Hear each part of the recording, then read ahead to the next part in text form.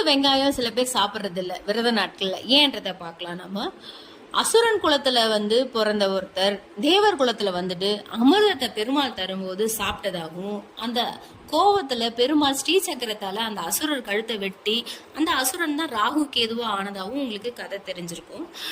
அதுபடி ஸ்ரீ சக்கரத்தால தன்னுடைய கழுத்தை வெட்டும் பொழுது 2 ரத்த துளி கூட சேர்ந்து அமிர்தமும் சேர்ந்து பூமியில விழுந்த இடத்துலதான் முளைச்சதெல்லாம் தான் இந்த பூண்டும் வெங்காயமும்.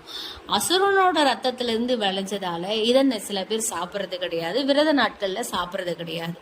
அதே மாதிரி அமிர்தமும் கூட சேர்ந்து இதுல இருக்கிறதால பூண்டும் வெங்காயமும் நம்ம தொடர்ந்து சாப்பிட்டு வரும்போது நமக்கு நோய் எதிர்ப்பு சக்தி அதிகமாகி நம்ம நிறைய நாள் ஆயுளோட இருக்கலாம்.